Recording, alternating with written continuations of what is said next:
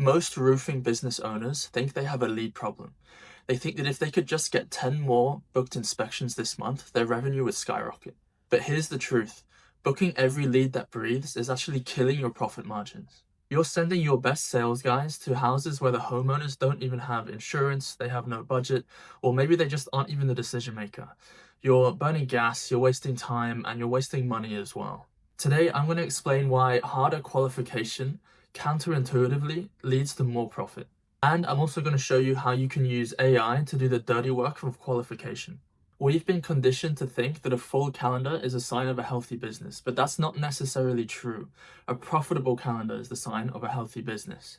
So let's do the math of what a low qualification business looks like. So let's say you have minimal qualification and you book 100 roof inspections. 40% of them end up being no-shows or just looking, and 20% end up not even having the budget to afford your services. And that leaves your sales reps with a really small number of roof inspections that they can actually close. Now, if we compare that to a high qualification model, where let's say instead of 100, we have 20 booked inspections, but they're all qualified. So we know for a fact that they're the decision maker, they have a budget, and that the timeline is within the next 30 to 45 days, then the chances are that the closing rate for your roof inspections is going to skyrocket. It could double or even triple. So even though we end up booking less overall roof inspections, because the quality of those inspections is so much higher, we end up having a much higher close rate and we're much more efficient in terms of our sales reps' time. And it also keeps your sales reps motivated. If they're getting back-to-back no's on these home visits, it gets demoralizing.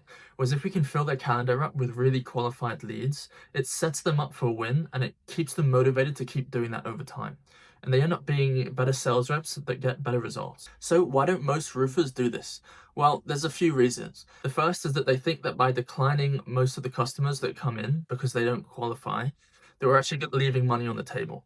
And as I've just explained, that is a faulty belief. The other reason is that they've just not taken the time to build in a reliable qualification system before booking in inspections. It takes time to develop a system where you can consistently qualify people in the right way, and you end up having to train people on how to do that correctly, which can also take more time and more resources. The next reason why you should be qualifying harder is because not doing so creates much more operational drag, and I'll explain what I mean by that. You know damn well that every booked inspection creates a paperwork trail. It's not just the rep's time that's being wasted, it's also the office admin's time. The inputting into the CRM, the follow-up texts, and all the paperwork that goes along with that is wasted on leads that aren't even going to buy. And what can happen is as you scale, if you continue to book unqualified leads consistently, is you end up having to hire more admin staff just to keep up with all of the admin work. So even just cutting lead volume by 30% using harder qualification makes everything so much better. You end up making more money, you have less operational drag, and your sales team won't burn out. You can also just have a leaner team and less staff to get the same results, leading to more profit. So if you're someone who doesn't really have a proper qualification system, other than maybe checking their service area, then you should really consider these few questions to add into your qualification system. And these are things that you can add to your website forms, or if someone's calling the business, then you need to make sure that whoever's picking up is asking these questions. Now, the first obvious one, which you're probably already doing, is checking the service area.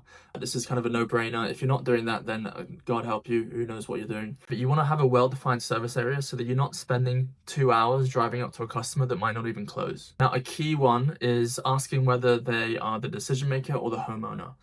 So if a sales rep is spending time going all the way out to a house, doing the whole roof inspection, and then trying to get them to close, and the person that they're doing that to isn't even the decision maker, then it just wastes so much time. If we can establish that the decision maker is going to be there on the initial roof inspection, then it sets up your sales team for a one appointment close, which is what we should always be aiming for. Another thing we want to check is whether they're going to be going through insurance or paying privately. Now, obviously, depending on your business, some businesses like to do only insurance work, some people like to do only private work, but most commonly people do a bit of both. You want to be asking these questions to get an idea of how they're going to be paying.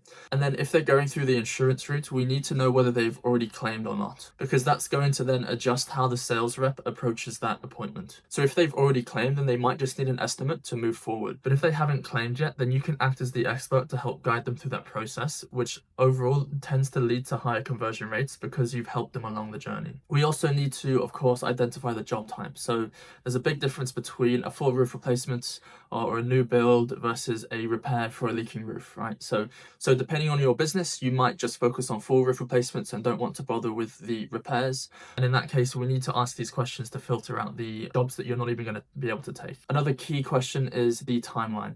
So if they're looking to get this done in 6 months from now, we don't want to waste time by sending someone out to their home. We want to keep them in the back burner in the pipeline and put them into a nurture sequence so that when the time comes, then we can focus on closing the deal.